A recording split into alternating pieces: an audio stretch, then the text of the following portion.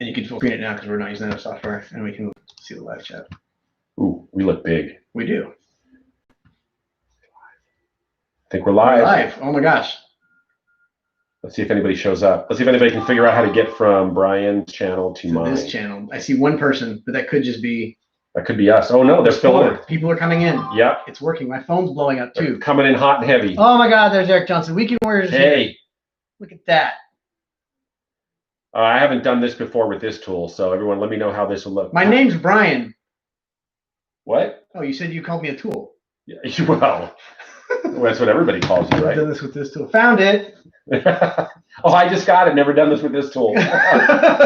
Oh, see, there's one of your people. Yeah, one of my people. Your name is Bryan too, with an I. Brian with an I? Man, look at that. Cool. With an I. So this is a little more raucous. I expect the comments to go crazy. Yeah. Let's get that chat going. We're not wearing pants. We're not. Oh, how am I going to get out of here to refill my scotch? Well. Okay, hold on. I need to slink out without showing my bottom half. Hey, entertain everybody for a minute, Bryan. Entertain everybody. Great. You need another beer? No, I haven't even started this one. I don't. Yeah, correct spelling. KO. Is it a sausage party in that room? No, Spencer just left. It's not anymore. Techstar. Bryan too. All right. So how many people, and then you can only respond in the chat. Are you guys familiar with Spencer's crazy aerobatics?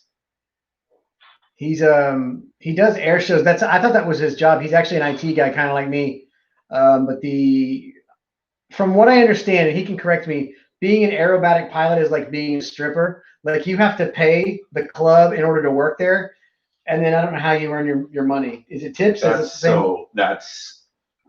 Hold on. You think this is enough to get me through the broadcast? This is one of my, let's talk about whiskey. This is not Scotch. This is Suntory. This is a whiskey from Japan, hence it's not Scotch because it's not from Scotland. However, the person who founded this distillery 100 years ago went to Scotland and learned how to make Scotch from Scottish people in Scotland at Scottish distilleries. Did I say Scottish enough? Yeah. Okay.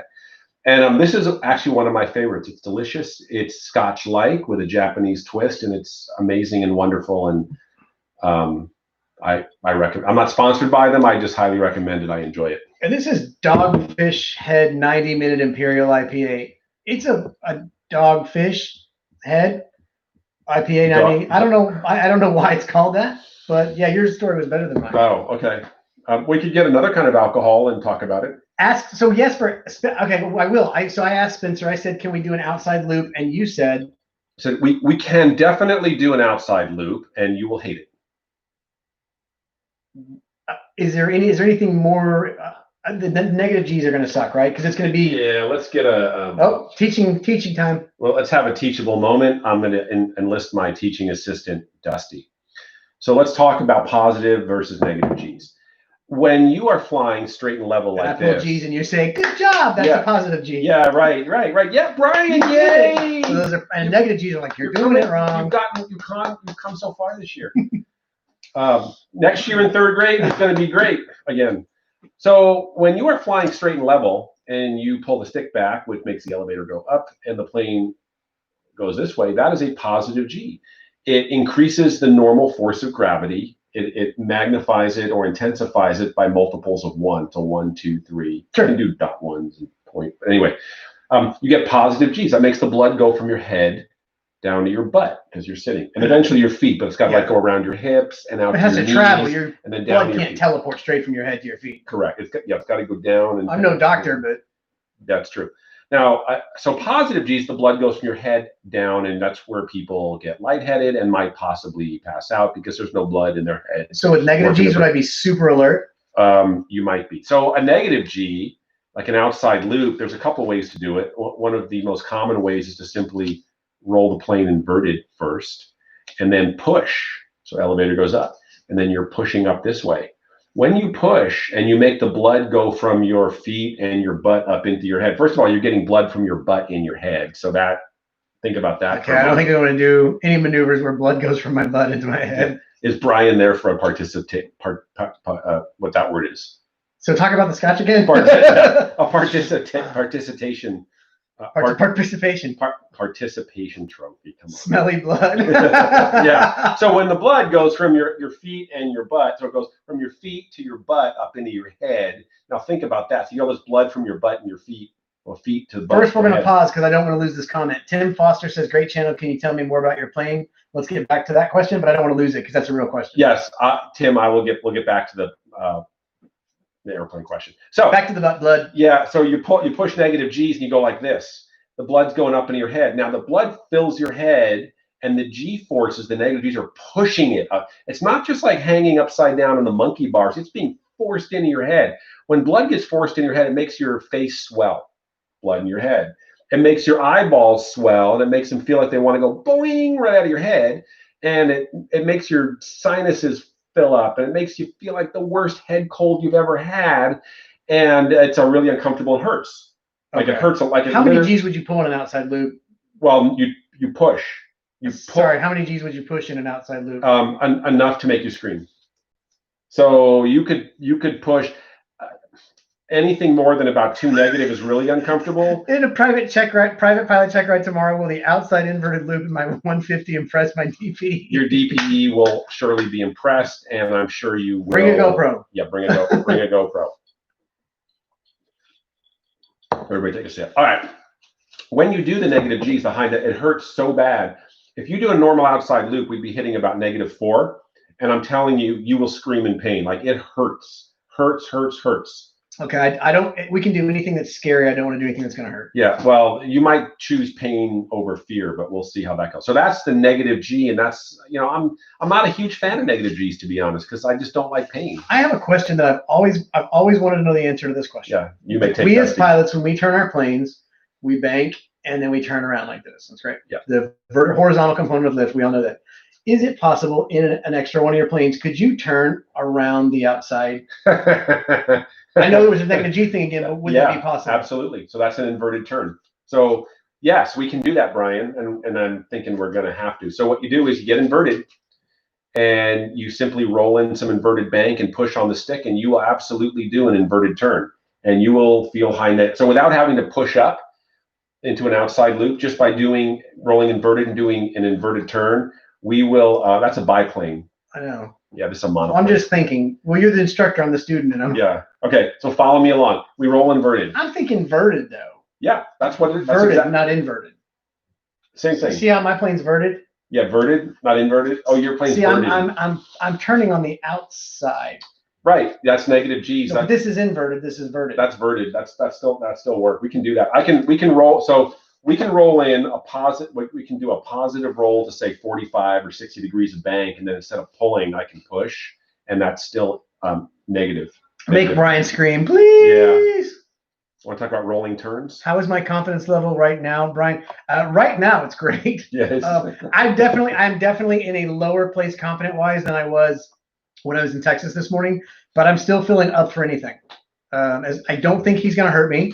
I know he's not going to. I won't. The plane will. But we have parachutes. So okay, so something goes wrong. Talk about how we egress from a plane at 3,000 feet. You get the hell out. Right, but you have a magic thing that you get out. So there's no ejection seats in this airplane, Bryan. I gotta go home. Yeah, the canopy has a handle right here on the side. You squeeze the 2 handles and the canopy comes up. Then you have to push it forward. Suppose I accidentally squoze it just out of fear in the middle of the flight. That'll cost you $18,000. All right. Those canopies are $18,000. Actually, there are like 20 installed. Well, I'm not going to install it. No, okay, so it's going to cost. Well, somebody will. They're $18,000. Actually, they're $17,500 plus shipping and painting. Jonathan Chrisman, what's going on? 20 grand. Sorry, I'm giving shout outs in the comments. So okay, how do we get? You keep teaching. How do we get out of the airplane? So let's say something bad happens. Okay, like a wing comes off. That's we're all worried about wings coming off, right? The wing's not going to fall off. I've seen at least 6 videos on YouTube of wings coming off. Not on these. Okay. What's more likely is I'm not having fun and want to leave and go home. Right now, or you mean in the plane? No, in the plane. Leave you. Like if you're not having a good time, or you're mean, or you're yelling, or you're screaming like a little girl, or like you crap your pants, I'm out. Like I'm not hanging around for that. I don't want to fly all the way back to the airport smelling that. So I will say this. One thing Spencer said, like I know he won't make me throw up, but he had said I asked him about how long the the ride would last. He said you're going to be done after 30 minutes. I feel like I don't know. Brian said, like, how many hours can we stay? I don't even think we'll make it to 1. I've never done a split S or an Immelman. So the split S is the down, the Immelman is the up. Right. Correct. I was going to go through all the list of maneuvers I've never done, but I figured it's pretty much all of them. Yeah. Oh, so like you've done rolls. I've done rolls. What kind of rolls?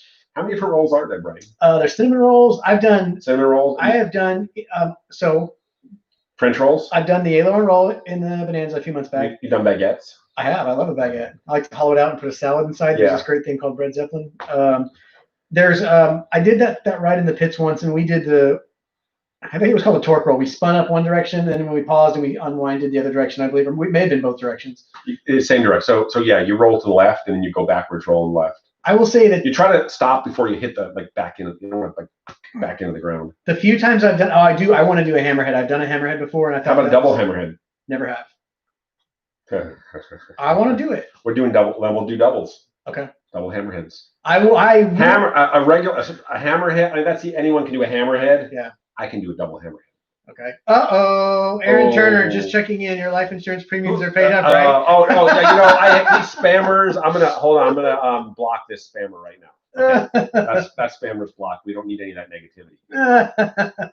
Yes, my life insurance premiums are paid up. Oh, now the girls are talking. I thought I blocked her. I want to do you call it a Lumshavak, but in English, what is that? Lumshavak? Get out your plane and show us what. Let's get Dusty. So this is something this is one of my favorite maneuvers to see on the ground. Yeah. So Lumshavak is basically a tumble, and when you do a Lumshavak, you get the airplane flying in such a it's not flying when you're doing Lumshavak. You have to get the tail to come over the nose in such a way that it breaks the airflow. I said breaks the airflow free of its laminar connection to the wing surface. So the airplane literally tumbles end over end, and sometimes like pancake like this. You don't have any control over how it tumbles, or you do? You sort of do. It's how you enter it. So let's talk about how the Lumshavak works. Okay. You need full power. So you've got this gyroscope spinning, which creates gyroscopic precession. Now, as we all know about gyroscopes and gyroscopic precession, is that if you have a gyroscope spinning and you push it here, the effect is 90 degrees ahead of the rotation in the direction of the rotation. So if it's spinning clockwise, as seen from the cockpit, and you push it here, nose goes this way. Yeah. So once you get the airplane pulled up, you get it slow, you shove the stick forward, little left rudder, and once you get the airflow off the wings. Right there is where I'm going to be a little nervous. Right here is where the puddle of vomit will be on the canopy. So once you do that, now the plane is no longer flying. There's no longer laminar flow on the wings. The airflow is off the wings. The gyroscopic precession of the propeller will start to throw the airplane around. It's pseudo-random, meaning you can actually describe it mathematically, but we're not going to have any time to do that. Yeah, it's a timing constraint why we're not going to do that. Right. We got the math skills. We're just going to ride this. We're just going to ride this bitch until it's done, and does that, and then usually you end up about like this, and then you just fly out of it. Scott wants to know, what is your technique to do a double hammerhead? So the technique to do a double it's super simple. Basically, pull the air full power from entry airspeed, maybe 160 knots, 170 knots. We pull up to the vertical. As we go up and lose some airspeed, we tilt the nose forward about 20, 30 degrees. And we don't wait till it gets to the top. We let it slow down a bit more. We stomp in the left rudder and shove the stick forward. And what that does is pushes the nose down. Again, gyroscopic precession of the propeller with the nose down, brings the nose to the left and gets it going around a second time. There's actually a video on my channel. It's my air show. There's a how-to series about air shows. There's a double hammerhead video on my channel. Just search double hammerhead on my channel, and I have a really in-depth description with helmet cam video. With the helmet camera's right here, of how I did it. Breakfast first, or is this going to be? So he asked me what I eat for breakfast, and I said a protein bar will be fine. Maxim DS says something here, and so I watched Flight Chop, Steve Thorne, talking about an injury he sustained, either a spine or neck injury doing a Lumshavak. Is it violent? Yeah, probably. Yeah, you could get hurt. He said something about I guess he turned sideways instead of looking straight ahead, or. Yeah, some maneuvers. So what happens in the Lumshavak, to initiate it, you got to shove that stick forward. So you're going to push a pretty high negative with a bunch of left rudder. So you're going to get this yawing and forward motion. Once we break the airflow off the wings, then there's no G's. It's just tumble. The plane's just tumbling. So that initial like push forward could hurt you. Aren't Lum Shalat maneuvers only allowed during Yom Kippur? You know, it is Rosh Hashanah, and you can do Lum Shabbat on Rosh Hashanah too. There we go. All right, don't forget about describing your plane. Describe your plane. Oh, someone asked me about the plane. My plane or the plane we're going to fly tomorrow? So we'll do both. So we'll talk. We've been talking about flying. We haven't really talked about me yet, but we'll talk about my plane. We haven't talked about this chair that I'm sitting and in then on your live stream yet. And then we're going to get to that. We talked about the flying. We'll talk about my plane. Then we'll talk about me. Then we'll talk about my plane some more. And then if we have any time left, we'll talk about what you want to talk about. Well, could I talk about you if I want to talk about you? Oh, yeah. Okay. Oh, yeah. Okay. All right. So my airplane is a Pitts S1C. The Pitts S1C is a Pitts biplane. Oh, you're doing a little, what's that director's name who did the Star Trek movies? That's a little. I was going to say Leonard Nimoy. Abrams. JJ? No. JJ Abrams. He did Star Wars, Star Trek? Star Trek. He likes to shine the light in the camera. Star Trek or Star Wars? Star Trek. Well, both. Did not know that. The new Star Trek movie. JJ Abrams did. He does a lot of this, so you see that like right here. There's that cool, because I have this really good. There's a plane coming right at us. Camera. It's a train. Okay. Okay. So the airplane. So my airplane's a Pitts S1C. That's a single seat Pitts, flat bottom wing. The fuselage is pretty much stock, or the way as designed, as built, but the engine is superb. The engine was built by Pena and Aero. It's a IO 360. 360. 180 horse, or? Well, in your airplane it would be 180 horse. In mine it's 248 horse. I didn't realize the airframe added double the horsepower. Yeah, you put it in the pits. You don't know. This engine was built for high altitude. It was engineered and built for high altitude operation to make the inverted spin happen. You need power at altitude. Yeah. So the way you do that, let's see, if this engine were in like your Grumman, it would only have an 8.5 to 1 compression ratio. Oh God, tell me about it. So right, but in my airplane, they use 12.5 to 1 pistons. So that means it won't last long, but it makes a lot of horsepower at altitude. It's also got a specially ground cam, high lift, high duration, similar to what's in helicopters. It has a cold air intake and 4-in-1 exhaust and electronic ignition for timing advance. It makes horsepower at altitude. It drives that maneuver. Timing advance. And my Pitts is red, which is why, yes, my Pitts is red, which is why it goes. All the red Pitts go fast. If you paint a Pitts any other color, not as fast. Can Spencer teach me to do aerobatics in my Cherokee 6? I can, but not in the plane with you. I can tell you how to go do it. And then you can go try. You'll take a GoPro, your GoPro, not mine. Because and if you come back, then we'll look at the footage together. We will critique your flying, and then we'll see if we can improve it. If I ever get to see the video, if you are able to bring it to me. So what else do you want to? We talked about maneuvers. We talked about my plane. We talked about G ratings in the extra, but what is your Pitts G rated? So the Pitts special is a +6. It's experimental, so really it's whatever you want. But typically that airframe is designed for about +6 -5 Gs. Okay, totally acceptable amount of ifs in that. All right, I got a question. Okay. All right, knife edge flight. Knife edge, yes. I've always been fascinated by knife edge flight. Hold on, do we need a shot? Well, I mean, I'll sip a beer. Oh crap! I need I need one of these because I'm making a ring on my table. Oh yeah. So knife edge flight is when the plane flies sideways, but the wings are not generating any lift. How does that work? So knife edge. Actually, someone asked a really good question. From a non-pilot point of view, how do you change your routine with the extra burst of Pitts? Let's talk about the extra burst of Pitts in a minute, because I'm obviously a well-known and famous Pitts bigot. Very famous. And now while you're doing that, I'm going to go grab that sheet because I was fascinated by that thing you showed me today. Is that still in the bar? It's right there in that bag, in that left pocket right there. Bryan's going through my pockets right now. So knife edge flight. When you fly a knife edge like this, you're actually making lift on the fuselage. Now you need a lot of speed. Some airplanes do it better than others. The Pitts has a well-designed or fuselage that's really optimized for knife edge flight. So when you roll a Pitts to knife edge, you put a lot of rudder in, like all of it, and you can fly on knife edge for a while until you run out of speed. It starts sinking. Oh, so you can't maintain that Not forever. Eventually, this is a very high drag mode of flight. But like 10 seconds, 30 Yeah, seconds a minute. probably like long enough to go in front of the crowd and get a nice photo shot. So it's going down. Well, initially, no, it maintains. You roll into knife edge, you put full rudder in, and it's a high drag mode, so it starts slowing down. You really, especially in an air show where you might be doing this only 100 feet, as soon as it starts to sink is when you want to roll out and be finished with it. Okay. Now, some airplanes like the Extra is not a particularly good airplane. Knife edge flight. It has to do with the design of the fuselage. It really sinks, even at high speed, it just sinks on knife edge. So for some reason, the Pitts with its fuselage design flies much better than most airplanes on knife edge. And that's all you're doing is you're just flying on the fuselage as an airfoil. But you have to have a ton of power in order to do that. Well, you just need the power the airplane has. It's really about airspeed. Okay. So you need to come in, like in my Pitts, I would start about 160 miles an hour. So this is another funny thing.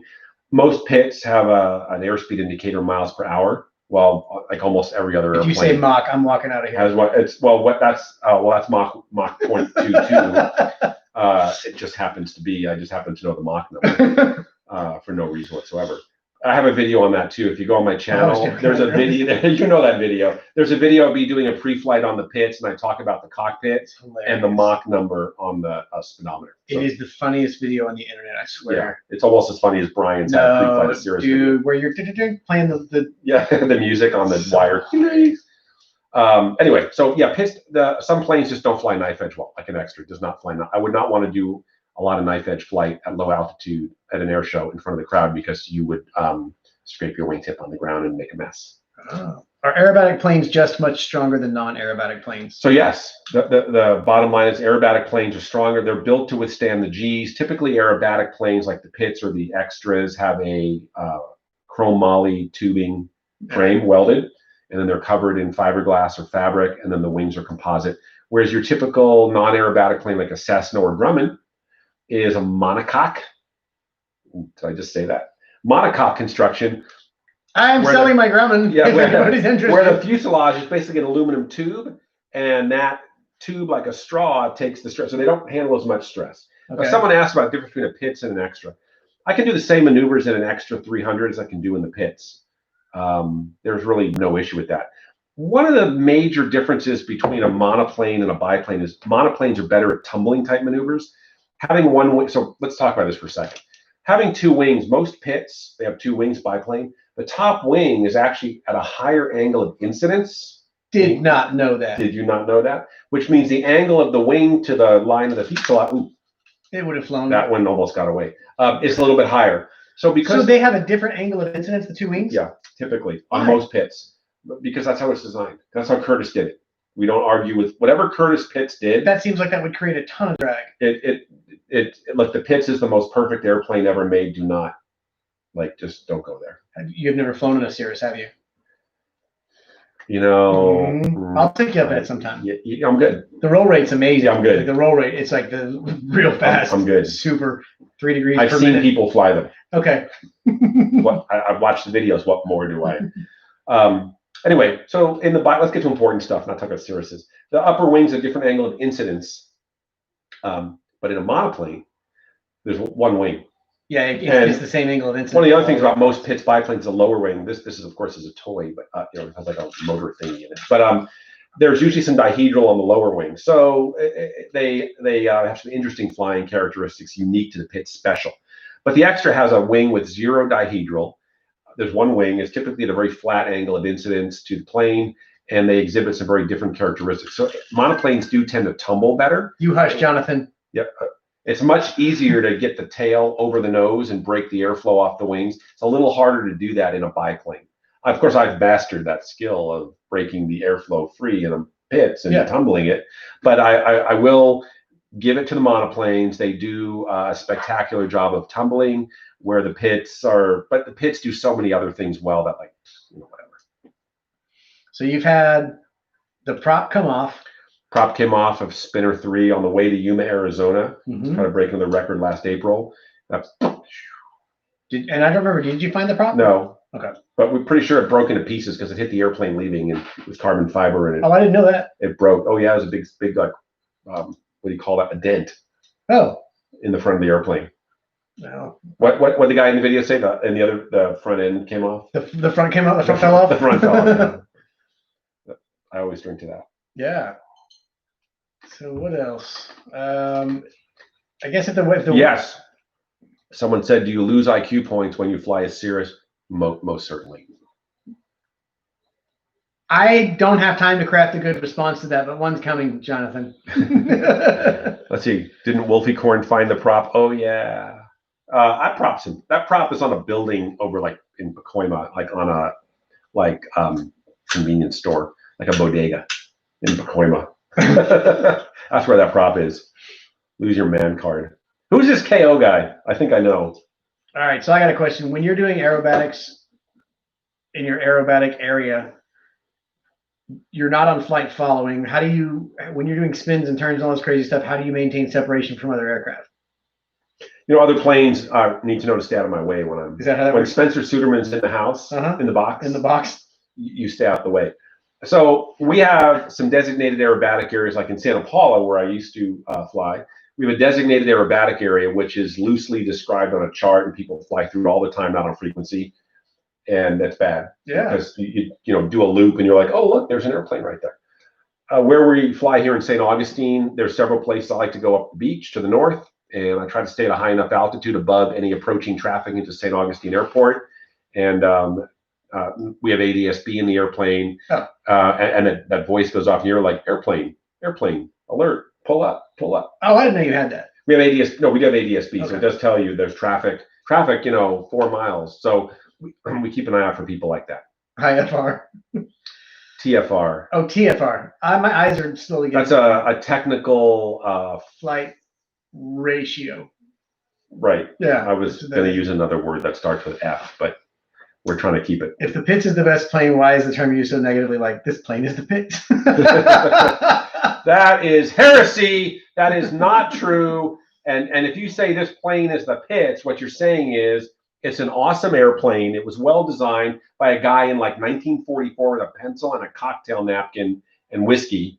And it's the best thing ever. So just don't go there. Did Dan Milliken pack your bags? No, I bought a shirt from him. He's got really good shirts. Wait, it's time to take a shot? We'll take a shot. Hope everybody else out there is drinking with us. What are you guys drinking in the comments? I know you're drinking your pilots, most of y'all. So I'm drinking a little Suntory Toki whiskey, one of my favorite non-Scotch whiskeys, Japanese whiskey. And we have the female opinion, Dutchy girl, who is a pilot in the Netherlands. Pitts are cute airplanes, especially red ones. I think all Pitts are red. My airplane's cute, and it's red, and it's a Pitts. Oh, we got Cat pee. Bud Light, Whiskey Sour, Mountain Dew, cat pee. Who drinks whiskey sours? That's like, I don't want to insult anybody, but if you have to mix your whiskey with something else to down your whiskey, turn in your man card now.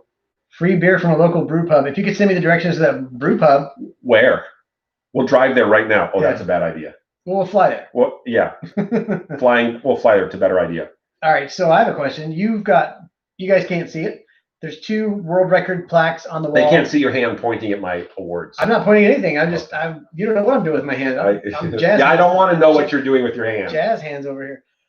There's 2 awards from the Guinness Book of World Records for inverted flat spins. Are you still going to attempt to do a 3rd one? I will attempt to do a 3rd one. I built an airplane just to do a 3rd world record attempt. How many spins are you targeting? I believe it'll do about 125 from 25,000 feet. So then the only difference is it spins faster. It spins faster. So talk about the last time you tried to do the something happened medically. You were spinning and you had to stop. Hermetically. You were spinning and you had to give it up. So in Spinner 3, the plane I built for the new world record, I went out to Yuma, Arizona where they let me use the military restricted airspace. Okay. And I went up to 24,500 feet or so and entered a spin, and the plane was spinning so fast. I hadn't been up that high before, and the plane spin faster at high altitudes, and it was spinning so fast and I had oxygen on, but I had a rebreather bag type oxygen system. Okay. This plane was spinning so fast, I felt pressure on my chest. I could not just suck air in. And the problem with these rebreather bag type oxygen systems is you still have to suck the air in. Of course, the air is pretty thin. And I was having a hard time breathing. and it was I put myself in a lot of stress. So after about 9,000 feet of spinning at 15,000 feet, I recovered. I just couldn't. I felt I couldn't keep going. That sucks. So the next time I went, I had a pressure demand type oxygen mask, and I was heading out to Yuma in April of 2019. That's when the prop fell off, so I didn't get to try the new oxygen system. But I felt that would have solved the problem. It's the same kind of oxygen system you'd have in like a corporate jet or a commercial jet, the backup emergency pilot oxygen.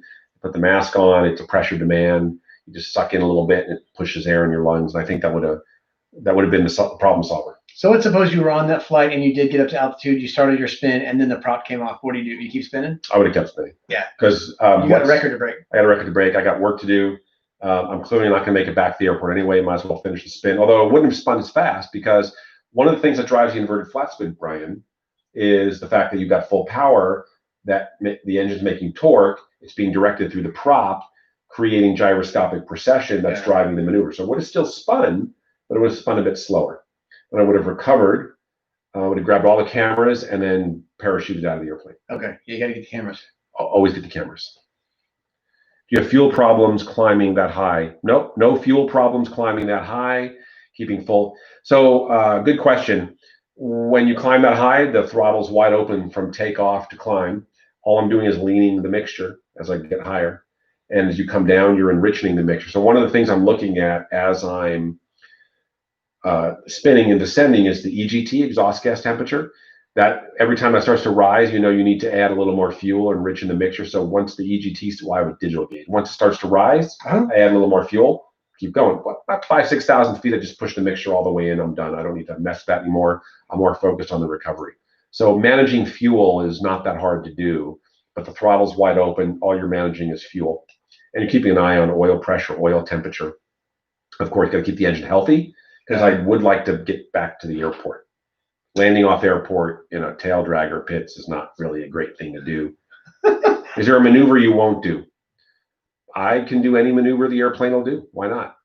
There are certain things I won't do at low altitudes, but I can do any maneuver the airplane can do. No fear. I like this question. Okay, serious question this time. Is there a maneuver you haven't perfected yet? Parentheses, I just have to pilot if he's not perfect.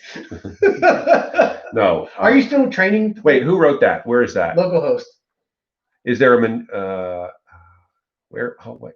Where is that? Where? Point at that. Okay, serious question. Is there a maneuver that you haven't perfected? No. I am excellent at every maneuver. But are you still a student of aerobatics, or I mean? So you're always a student. I mean, let's stop joking around for a second. I mean, you stop joking. I'm serious.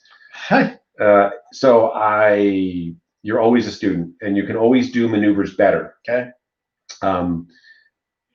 Once you actually start to believe that you are perfect and you've mastered it, something will happen that will test you, like your prop will come off while you're just doing. So a lot of people have said, well, you have videos of everything, Spencer. How come there's no video of your prop coming up? Like, because I was on a cross-country flight. Those are boring. Why would anybody run video cameras during a boring cross-country flight? So guess what I'll be doing next time I fly cross-country? Filming the video, hoping that filming it in case something happens. I don't guarantee nothing exciting. We're all always students, and very seriously, we're all always students of flying and aerobatics, and you can always be better.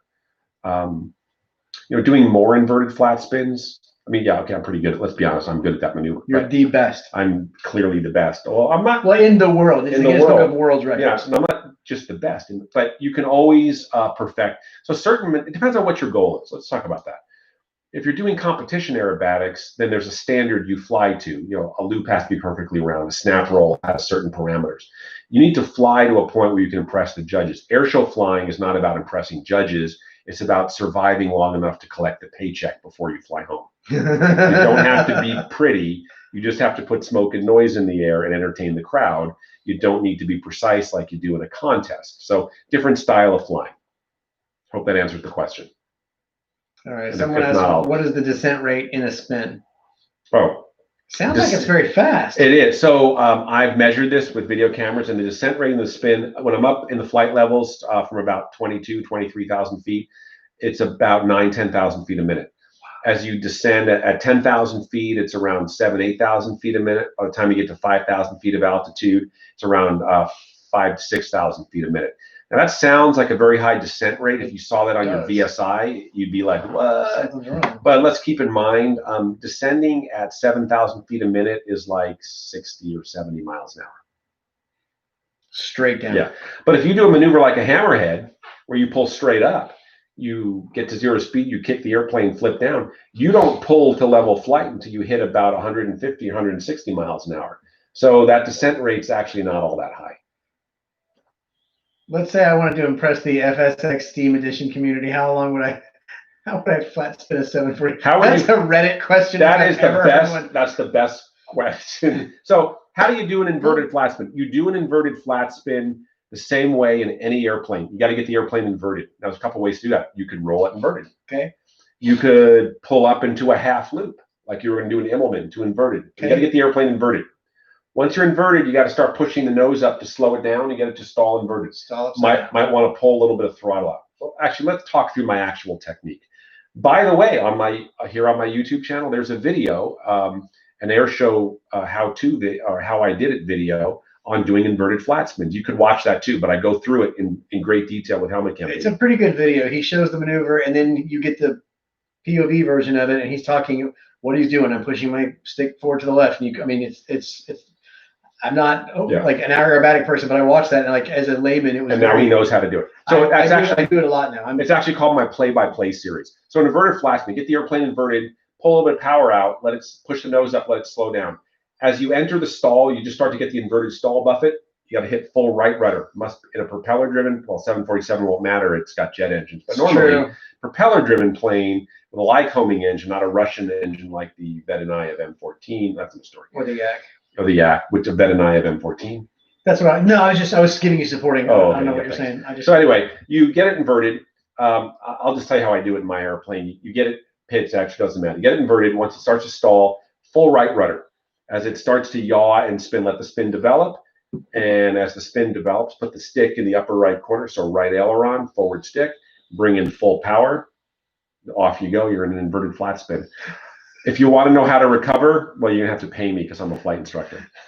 So your spin vertical speed is faster than the Grumman ever goes straight and level? Yes. Yes, Brian, my vertical speed to spin is faster than you can fly your Grumman at full power. So what I'm hearing is turn off 2 engines for that maximum yaw.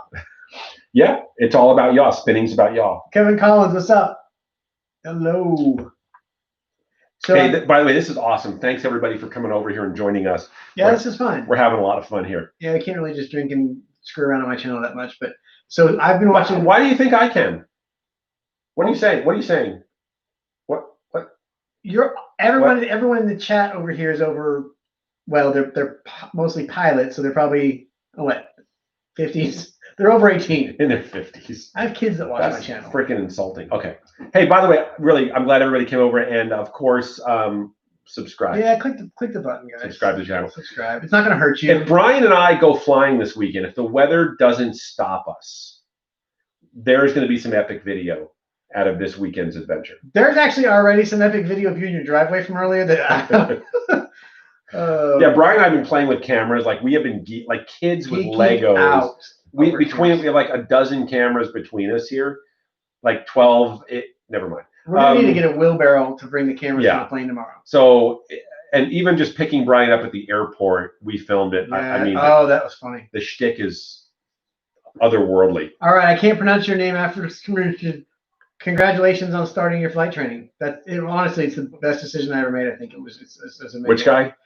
Just started ground school. Hey, Afrig Master Sergeant. Hey, you know, is that what that is, Master Sergeant? Yeah, I think he must be in the military. I think you just insulted a veteran. I'm sorry. No, I would never. You did. I didn't. I would never. I have too much respect for the military. I do too. I apologize. That's awesome. Flying is one of the most amazing things you can do. It's a demonstration of science and skill and control and discipline. Well, most of us have discipline. Retired Air Force. Excellent. Good for you. Good for you. I think more people need to fly and should fly. And it's one of the most, I will honestly say, flying has changed my life. I started flying in college, and I didn't really get to do it because I couldn't afford to do it until I got into the working world, got my pilot's license. It's changed. I would not be who I am today, which is a narcissistic egomaniac, without flying. But it's made me a better narcissist. Dutchy Girl says, when is the Grumman giveaway? I think I'm going to be giving it away about this time next year. The taxes are going to be a little hefty. Is the Grumman going? It has to. It can't. The weight and balance isn't working out with my son. I way underestimated how fast a young boy grows. Oh. And Stop feeding him. I've thought about teenagers eat a lot. He literally, "You're going to finish that," is his go-to line. And so, sadly, very sadly, I started talking to my mechanic yesterday about what planes fit. So, here's a good question, Spencer. Would you be able to attach a boom arm and 360 camera on leading edge of one of your pitch wings? Can you do that? You can. So actually, Trent Palmer did that. It was the coolest looking thing. If you look on my channel, I actually have some 360 video. Yeah. There's a whole playlist of 360 video, and some of it is the camera on the eye strut, which is the strut between the two wings out near the edge of the wing. There is some video like that if you go poke around my channel and look at the 360 videos. Unfortunately, my pitch is in California. I'm in Florida, and I really don't want to fly commercial back to California right now and get diseases and die. Didn't you fly commercial to get here? I flew American Airlines to get here. When do you think when are you getting COVID tested? That they don't pass around drinks on the plane anymore, but they give you the test. Do you need a thermometer? Dude, I will say this, DFW airport, you would not know. It was like the difference between when I left DFW, it was like wall-to-wall people. The plane was overbooked. I got on a different flight because my plane was oversold. I land here in Florida, and it's like an empty shopping mall. There's like... So Jacksonville Airport, which is my commercial airport of choice, is a great airport. It's awesome. It's newer. It's a nice airport. I love flying out of the airport when I travel on business. So, real quick, Kevin Collins, congratulations on getting back into flying after a 20-year pause. I'm going to celebrate by grabbing a beer. Yeah. Oh, hey, that's awesome. Everybody should go get a beer, Brian. Everybody should fly. That's my opinion. Good luck on your check ride. Excellent. Look at the comments. These comments are great. So thank you everybody for being here. This is a lot of fun. And I'm happy to answer any questions you have about flying, aerobatics, setting world records, getting the better of the FSDO, talking to the FAA. There's a trick to talking to the FAA, and it has to do with sucking up. Beer and whiskey kills COVID. Right. That's why I'm drinking whiskey. There'll be no COVID here.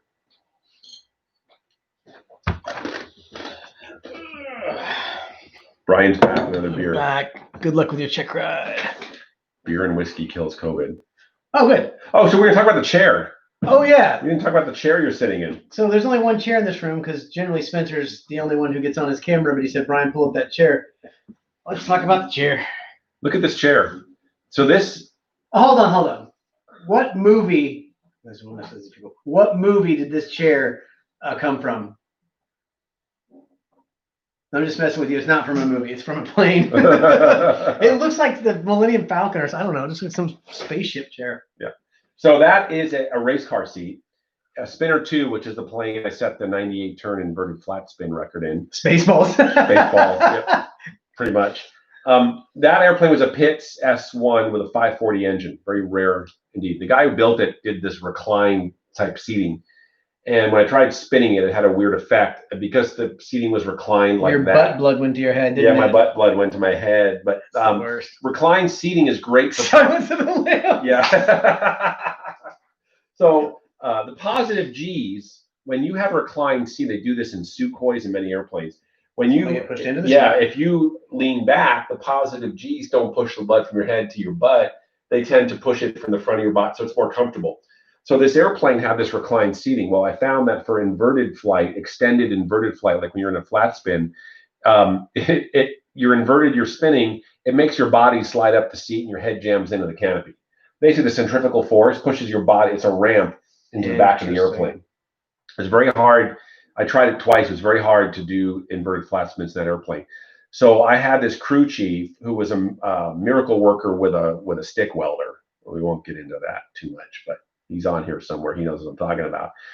He built this subframe out of chromoly. There's a chromoly steel again. I'm like Google chromoly. So we couldn't modify. Yeah, we couldn't modify we couldn't start cutting and welding the airplane.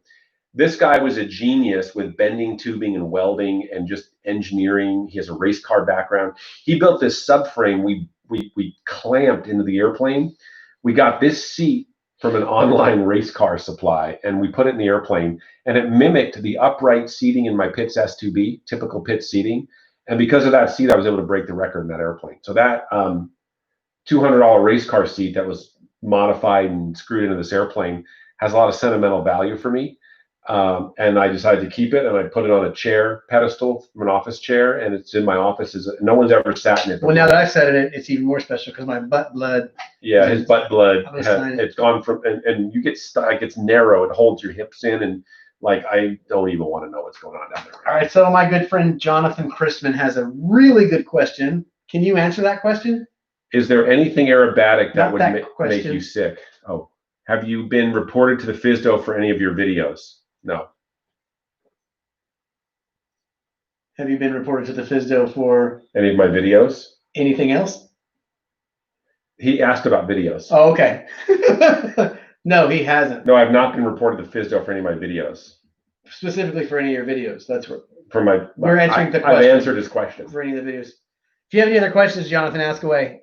Is there anything aerobatic that would make you sick? Maybe we'll just block him. Would anything make you sick? I don't like fish. Like eating fish, just. So someone I know, a very good friend of mine who passed away recently, the aerobatic pilot who passed away recently, used to say, "You show me a guy who doesn't like sushi, and I'll take away his girlfriend." This is why we're on your channel and not right. Manrique, thank you. And there was another person, turned paperwork today to flight surgeon for my medical, fingers crossed. Excellent. Good job, dude. Yeah, we do need more pilots. You should have put plastic on that seat before Bryan sat in it. Actually, I sprayed a barrier on it. Good. I don't even know what that means. Speaking of plastic bags, Spencer gave me a very large plastic bag. Where's the bag?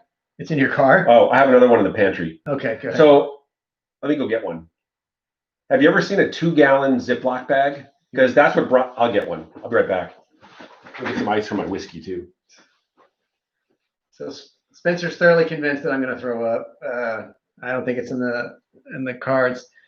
All right, what's going on here? Make sure it doesn't have holes in the bag. Just did my first solo cross country. TG, the smoke cleared up, kind of from California. Oh, thank goodness, thank God, the smoke cleared. Yeah. Wolfie Corn is one of the YouTuber pilots. He's from California. I spoke to him the other day, and he said the smoke out there is incredibly bad. He's unable to fly, so hopefully it's clearing up. Ask Spencer why. You're going to throw up 2 gallons. Better get the Guinness people a call. I swear, the people who comment are so flippin' funny. Okay, so this is your standard Ziploc 1-gallon freezer bag. Everyone probably has some of these at home. A lot of pilots use these as barf bags in their airplanes, and honestly, the only reason is that after somebody fills this thing with disgustingness, you can zip it shut, and the pilot doesn't have to smell it. Okay. This is Bryan. Well, that's 2 because we're going to drink 2 gallons of whiskey. That is a 2-gallon Ziploc freezer bag. Some of you may have never seen one of these, but here you go, Bryan. Hang on to this for the weekend. Oh, this is the goal? We're going to write your name. Are we going to put a line on here? No, a target? Right there. It's a freezer. We're going to write his name, and we're going to put a date on it. And if you don't fill this weekend, it'll be in the freezer. In your freezer, okay. Your freezer. I'm not keeping it. I'm taking that on the next time you come here, you're going to have to get this thing. Like, if you don't fill this by the end of the weekend, then we're going driving in my car, whatever we have to do. Oh, Jonathan Christman has another question. Oh, great. Were you reported to the FSDO for anything? Yes. Haven't we all? Haven't we all been reported to the FSDO for something? 2 gallons is the way to go. We're going to put a little more of the Japanese Suntory Toki whiskey. Why is that backwards? That's backwards. My shirt's not backwards too. Is this transmitting backwards? No. Is this my right? Wait, is this my right eye or my left eye, guys? Huh. That's weird. I don't know if something's weird. Hold on, I'm pointing to my left. I don't think it's backwards. No, it's okay. Wait, sun. Nice dodge. Not backwards. We can read it properly. Nice dodge. I've been reported to the FSDO. I got out of it because I didn't do anything wrong. That's right. You know, sometimes people report. I mean, look, honestly, I mean, not in your case, but in most cases, sometimes people report things to the FSDO because they don't know what they're looking at and they don't understand the context in which they're seeing it, and they're wrong. I agree. I have never violated a regulation in my flying career. I don't know about that. What did you do wrong? I didn't. Okay. What did someone perceive you doing wrong? I just said nothing wrong was dodge. done. Somebody thought something wrong was done. Oh, who? Me? Did I turn you in? No. I'll tell the story. Should I tell the story? I want you to tell the story. That's why I'm baiting you. One time I was filming something at my airport, home airport of Camarillo. Had all the proper approvals and things in place, and it involved flying. Right, it's gonna sound like something. Right over the camera crew with smoke on, about 6 feet above their head. Now it was all properly permitted and approved and yada yada yada. But somebody saw it, and if you didn't know what was going on and know that it wasn't properly approved and permitted, you'd think, wow, those guys are like really screwing up. And they reported it, but they were wrong because it was all done properly. Because I do things, as far as you know, in accordance with all regulations. I do too. I do too. It's just that simple. You can see that video. Actually, I thought the story was that you were accused of buzzing the Hollywood sign.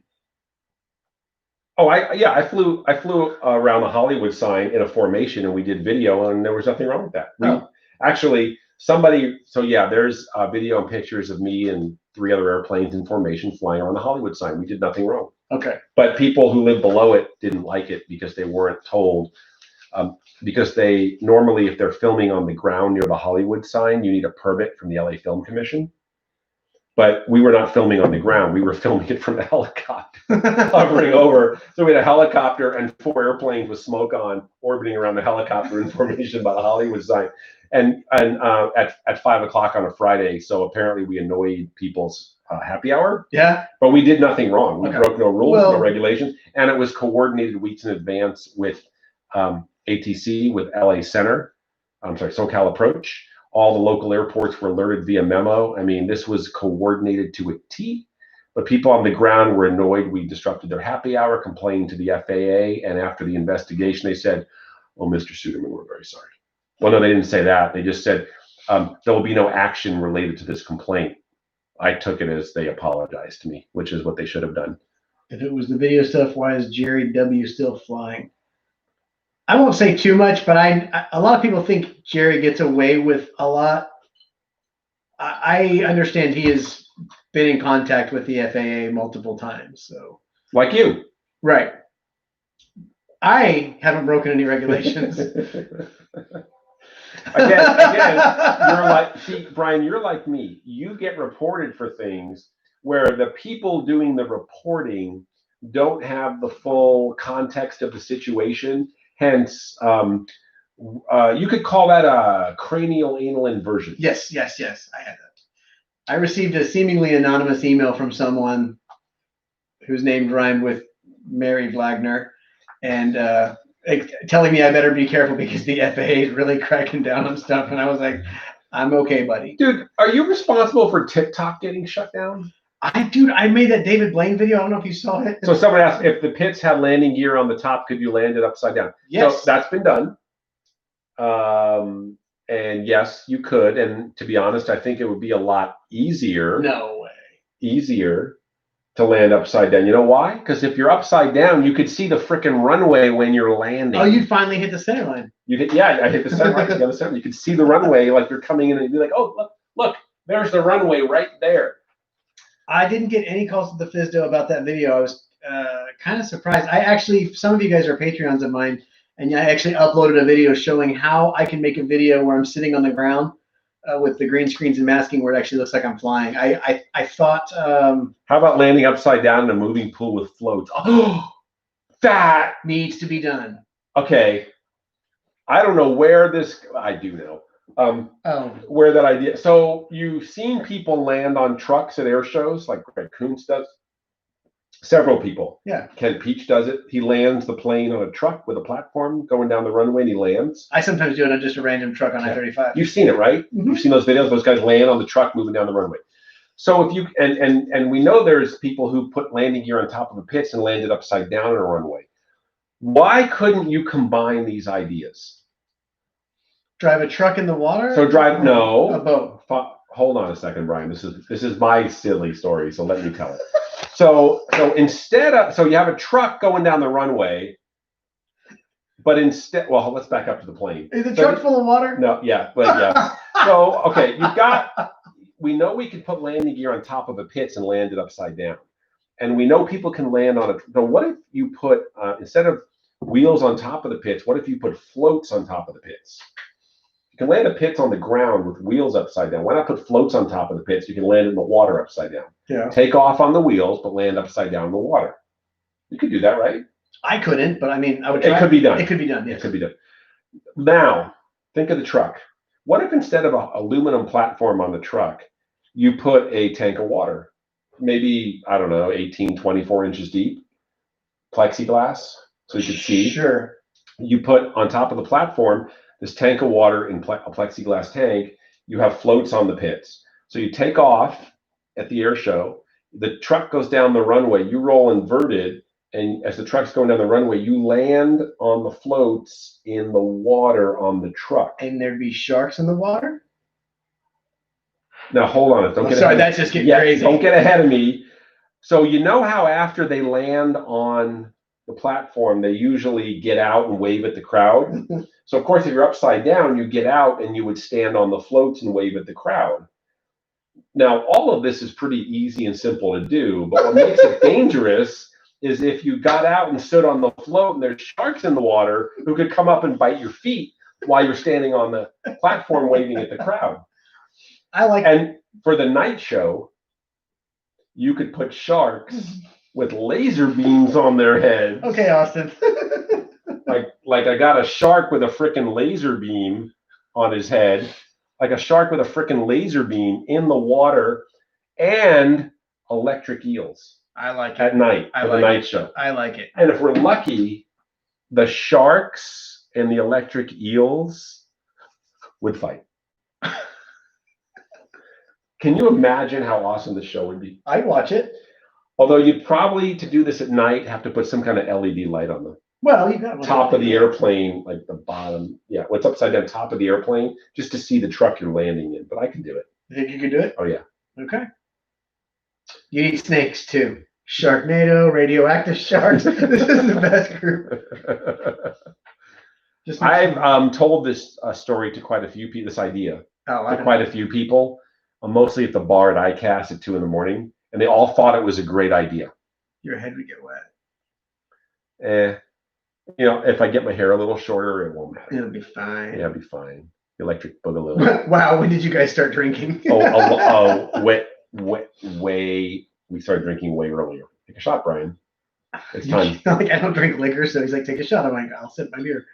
Trying to get Brian into whiskey like real pilots, but he's stuck with beer. He's trying. I've been working on that for the better part of. Yeah. When did I get? You've had that since 4 o'clock. It's room temperature. Whatever room we move into. 4 o'clock. It's now 9:30. Yeah. Can you fly inverted better than Denzel?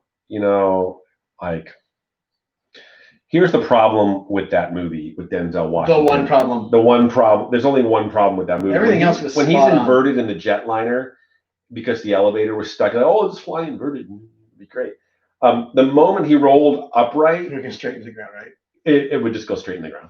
It wouldn't have rolled. It would have so it's kind of like doing an aileron roll with a little bit of elevator in. It would have rolled right in the ground. So the whole movie, that was bullshit. It's your channel. Say what you want. It was bullshit. That's my channel. I can say that. When did we stop drinking? Who said we stopped drinking? Lisa doesn't Zima. I haven't flown the Cirrus in a little while. It's about to go into annual too. My Grumman comes out of annual tomorrow. If the electric eels bite the shark, that should create enough light for the stunt. Okay, let's be clear. These are not stunts. These are precision aerobatic maneuvers. We do not do stunts.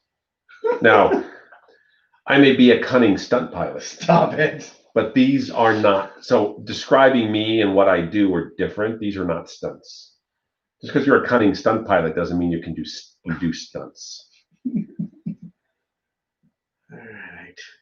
All right. This has been a lot of fun. It has been fun. You guys got any more questions before you call it a night? Any more questions? We need to go finish off this bottle. Yeah, if we're gonna fill up that bag full of vomit tomorrow. Yeah.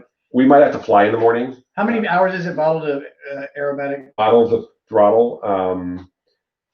I don't know. Is there? Or I don't think there's a rule with it. When it comes to aerobatics, I don't think there's a rule for that. Why does it burn when I pee?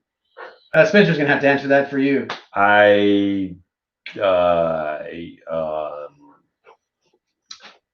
That's a good question. Wayfarers or aviators?